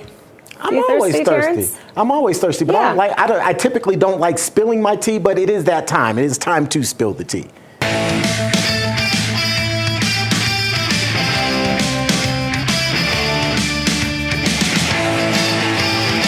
So this next segment is sponsored by our friends over at Artillery Tea, where you can use the promo code RAV for 10% off of your order of tea there. And with that in mind, Miranda, let's spill some tea here, why don't we? Okay, don't mind if we do. Let's start with this. So California Representative Adam Schiff, we've been talking about this, but this is really the big story of the day, off the hook for now, at least, after the House failed to vote to censure and fine the congressman for his role, again, in the first impeachment of President Donald Trump. So Representative Anna Paulina Luna called the resolution to the House floor on Tuesday, saying this. Take a look. The American taxpayers paid $32 million to fund the investigation into collusion that was launched as a result of Representative Schiff's lies, misrepresentations, and abuses of sensitive information. And whereas it is determined by an investigation conducted by the Committee on Ethics that Representative Schiff lied, made representations, and abused sensitive information, he should be fined the amount of $16 million. Now, therefore, be it resolved that the House of Representatives censures and condemns Adam Schiff, representative of California's 30th Congressional District, for conduct that misleads the American people in a way that is not befitting of an elected member of the House of Representatives. So, again, the final vote was 225 to 196. As we mentioned earlier, 20 Republicans siding with Democrats to table that resolution for now. Right. The main sticking point, as you heard from, again, our good friend Joe Weber over at Just the News, this fine, right? The $16 million fine. She's promising to bring it back up again, probably going to bring that fine down considerably. But again, $32 million spent on that one investigation alone. In fact, shortly after that vote, Anna Paulina Luna, the Republican congresswoman from Florida, saying that she is going to bring this issue back probably next week and that she will drop that $16 million fine. But it, of course, raises the question, I think, for most reasonable people, if you're a Republican and you know that Adam Schiff lied, like this isn't an allegation anymore. At this point, we know Adam Schiff lied. He misled the American people. He misled his committee in order to push a narrative, in order to try to indict and at very least get Donald Trump in trouble. So we know that. That's already out there. So why, as a Republican, or why, as any lawmaker, knowing that he lied, would you have an issue with him being fined $16 million? It leads to the question, what have you as a lawmaker potentially done to where you think it might set precedent that if you're caught, you potentially could be fined? I think it's a fair question to ask. Well, and a lot of people, and I'm listening to what you're saying. I'm just looking at our Getter feed. A lot of people upset. Schiff for brains. Who are the 20 that voted? Can we find out who they are? A lot of raging emojis out there. We hear you. We hear you. Keep sharing your voice with us. We're going to stay on top of this. A lot of money, a lot of your money spent. A lot of people could use that right now, and understandably so. I mean, you're spending over $7,000 more, at least the average American is, a year, right? Yeah, I mean, you know that. And we spent millions of dollars. That's time and it's money that could have been spent doing things to make your life better. Sure. And instead, it was spent on a lie. And to the point about that $16 million fine, I think that Anna Paulina Luna was actually being a little lenient in that, because we now know that the investigation, that one investigation, cost $32 million. So since we know that Adam Schiff lied, why not make him liable for the entire cost of the investigation? Half? Right. I think that's fair. Yeah, I mean, he's in California, right? They're giving all this money out for reparations and giving hotel rooms to illegal immigrants. I think they can afford to do that. Well, that probably didn't brighten your day, but don't worry. Chances are this story will. Time now for Sunny Side Up. Take a look as his father of four. I interrupted myself. So take a look as a father. You like that? Take a look as a father of four just surprised. I love this. Surprised his children at a local baseball game. Colin on our team found this story and wanted to share it with all of you. This after coming home from a 7-month-long deployment in the United Arab Emirates. This is going to make your day. Take a look. Mystery box. While we find out and ask your dad right here.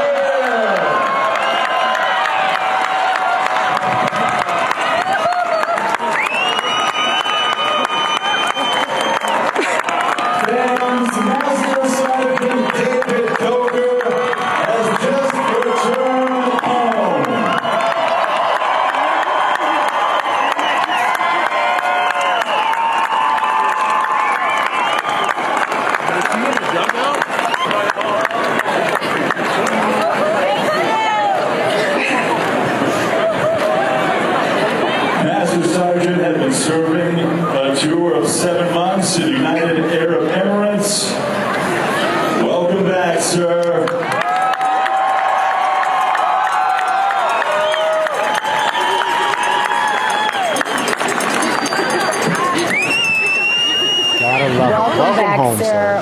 Welcome back home, Patriots. So good to see that. I think Colin's actually choking up looking at that. Yes, we salute you.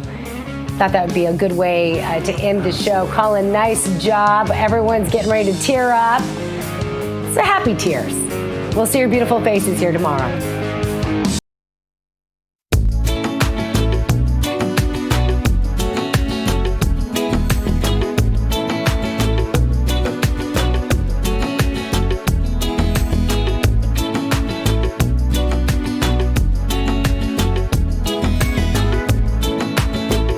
Specifically Dominion.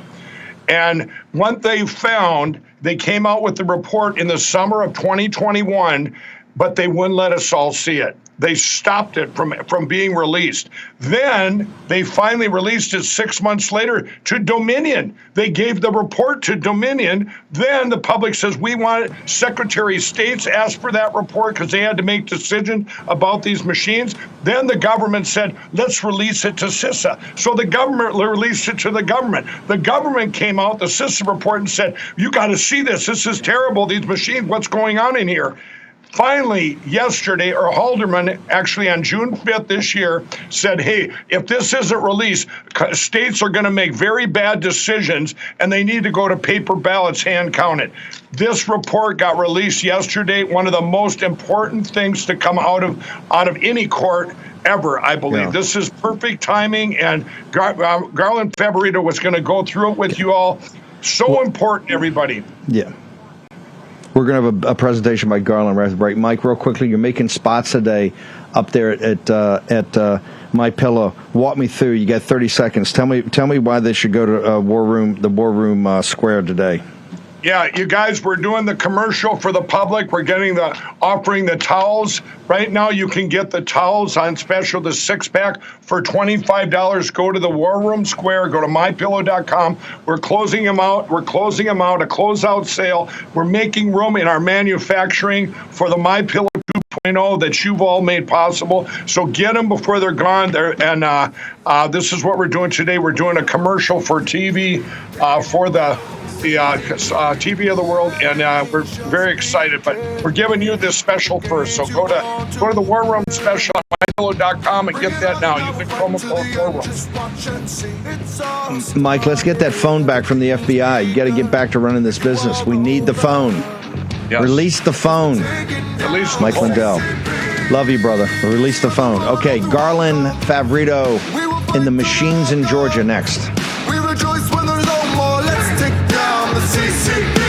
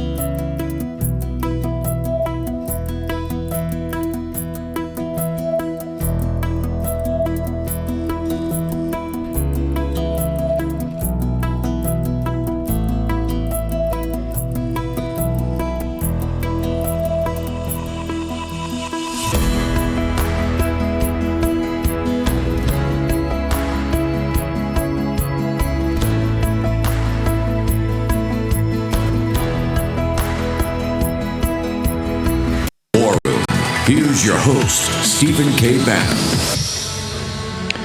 Okay, we're back. We have Garland Favorito from Vote GA. By the way, Garland, I haven't had a chance to thank you. We were trying to get some of the officials on here, but you had almost, I think, a clean sweep in the Georgia Republican Party at the convention last weekend. Absolutely amazing. These are people, 70% of whom just came to politics in the last couple of years. A huge number of the War Room Posse. I want to give a hat tip to everybody in Georgia, precinct strategy, all of it. Sweeping victory. You control the Republican Party down there. Garland, you've been, and I want to, Garland's independent. So talk to me about who Haldeman is, why this is important, why was it held up, and then you got a presentation to walk through. Let's go ahead and rip. Absolutely, Steve. And again, it was, as you said, it was a great victory this weekend at the Georgia GOP. All MAGA election integrity advocates swept all of the executive board positions in the state parties. It's just amazing. So just to give you a little bit of background, Steve, real quick. Back in 2002, Georgia made its first unverifiable voting system purchase. It was the old paperless direct recording electronic devices. Back at that time, I wrote to the secretary and said they were unconstitutional, as well as the evaluator, and they were not verifiable and not auditable. Fast forward, they went ahead and bought them anyway. Fast forward all the way to 2017, as Mike was saying. A lawsuit was filed, Karyn v. Raffensperger. We had already gone to the Georgia Supreme Court and lost to try to ban the old system. But in 2019, the U.S. District Court found that the old system was, in fact, unverifiable and banned them from future reuse. That was Judge Amy Totenberg. There in the lawsuit was Karyn v. Raffensperger. And at that time, the Georgia went ahead and purchased a new system, which is equally as unverifiable and unsecure, as we're going to see in a minute. And that system was implemented, and the court then found that it violated two Georgia laws. Georgia requires the system to have a paper trail that is verifiable for human readable text and elector verifiable ballot. The U.S. District Court said it did not meet any one of these. That's the current system we're using, but she did not provide relief at that time. So as part of all of this, Dr. Haldeman has produced a report.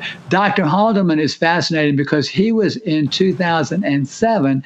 He was on the Princeton University team that demonstrated before the Committee for House Administration how to hack the old machines. And he was part of that university team that was led by Professor Felton back in 2007. So he has been an expert ever since. He's a professor now at University of Michigan. And he was one of the expert witnesses in this case. He provided this particular report, but it has been sealed, as Mike said, for over 2 years. And finally, just yesterday, I believe, this report was released. And it has some amazing findings that it basically says what we have been saying all along, what Mike has been saying, what you and I have been saying, so many people, that the system is very insecure, it can be hacked. So what Dr. Haldeman did is he looked at only the ballot marking device part of the system. This is limited to that. It doesn't actually even include the scanners, which are another incredibly vulnerable thing, which we have already found have been compromised in the 2020 election in Fulton County. So that's the background, Steve, of all of what's been going on that kind of sets up this report and the unsealing of it. And yesterday, if we could start maybe, Cameron, with slide 2, I can go walk through some of the... Hold on, hang on. I just want to make sure. I want you to go through the slides. Haldeman's totally independent, right? He's some guy that's an expert in the field. He's a subject matter expert. He has no axe to grind on this, correct? Absolutely, and if anything, he's leans far more on the Democrat side than the Republican. So, but as you said, he's an independent professor. Certainly has no axe to grind, particularly for Donald Trump or any Republicans. Right before I want to go to the slides. The last thing. This was a titanic fight to even get this released. Just give me a minute on why. I mean, this has been the biggest fight to get this released. Why was it so hard to get this thing revealed now that we see the information? But tell me why it was so hard. That's a fascinating question, Steve, and I really don't have a concrete answer. But as you said, it was a titanic fight. People from all over different organizations have requested that this report be released for the security of their own voting systems. The Secretary of State of Louisiana requested that it be released.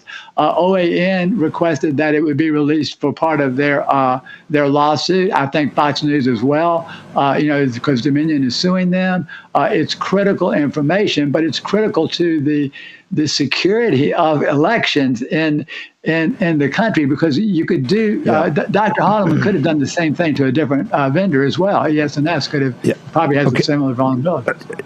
Okay, I want you to remember, we've never been machine guys here, because I think the way they stole it was obviously through the mail-in ballots and the signature verifications. As Garland, I know you've been deep in that fight too.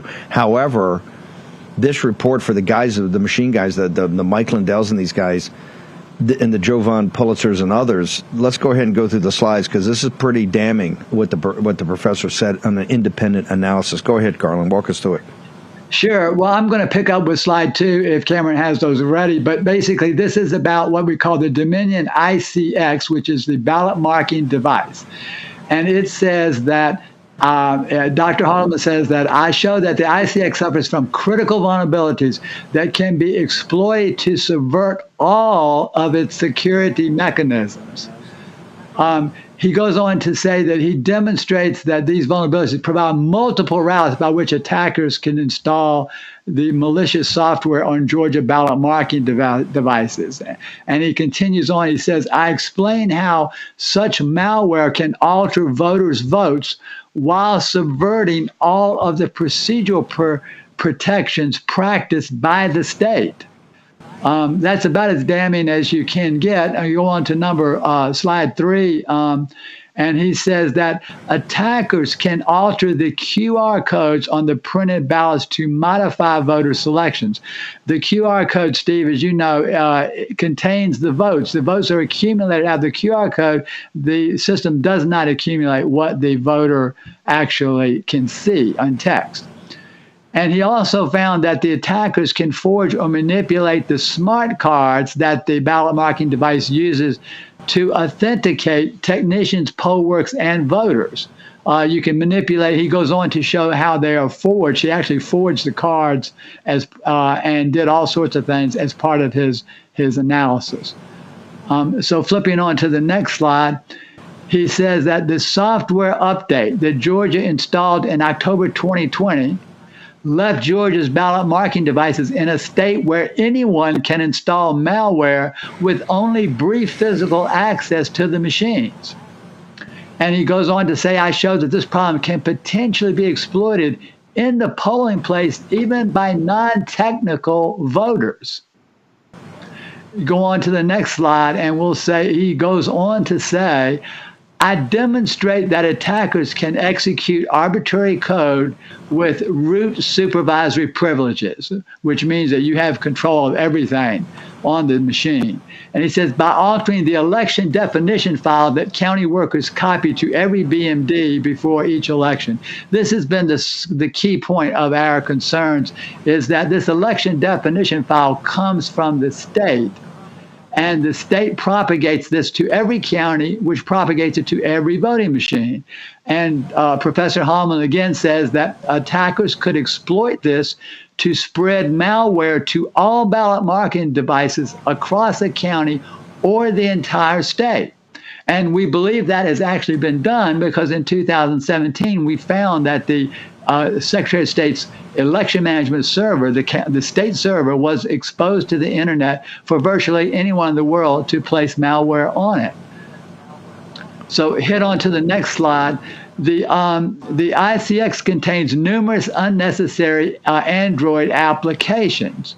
And he talks about a terminal emulator that has a supervisory command interface that overrides all of the access controls. So he goes on to say that an attacker can alter the ballot marking device's audit logs simply by opening them in the on-screen text editor application. So you could literally audit the audit. You could audit the audit logs just like you would create or change a Word document. That's how easy that would be. Going on to the next slide. He says that I developed a series of proof of concept attacks, which he goes over in his 96-page report. And he says that illustrate how vulnerabilities in the ballot marking device could be used to change the personal votes of individual Georgia voters. It is very likely that there are other equally critical flaws that are yet to be discovered. As he goes on to say, because this report did not include everything that it could have, because he had limited resources as a result of the case that he was involved in. He said, but attackers only have to find one of the flaws. They don't have to find them all. He found, I don't know how many, probably a dozen or more. Next slide. He goes on to say that the ICX BMDs, that's the Dominion ICX ballot marking devices, are not sufficiently secured against technical compromise to withstand vote-altering attacks by bad actors who are likely to attack future elections in Georgia. And I might add, they may have already attacked the evidence shows that they've already attacked them here. Despite the addition of a paper trail, the malware can still change individual votes and most election outcomes without detection. And then we've got just one or two more slides. And he goes on to say in the next slide that using vulnerable ICX BMDs for all in-person voters, as Georgia does, greatly magnifies the security risk compared to jurisdictions that just use hand-marked paper ballots, but provide the ballot marking devices to the voters upon request. So in other words, if you have a voter with an impairment, they need a ballot marking device. But when you give this ballot marking device to every single voter, it increases by the security risk by an incredible order of magnitude. And Dr. Haldeman goes on to say that the critical vulnerabilities in the ICX indicate that it was developed without sufficient attention to security during design, software engineering, and testing.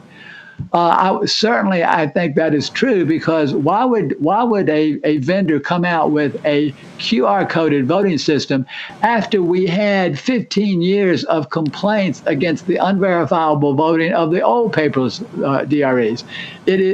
These systems, and it's not just Dominion, it's ES&S as well. They have one. They are ill-conceived from the point that they were originally designed. And then finally, I tell you, Garland, just hang over. Hang on. I'm going to get to the final one after the break. I want to take a short commercial break because I want to get to the final one and pull back the camera and see where we are on this, because this is pretty shocking. And what's shocking is they kept this under wraps and you had to pry this out. Why wasn't this out? Why didn't Rathensberg and people want this out? Why didn't we want this information out? More information is good.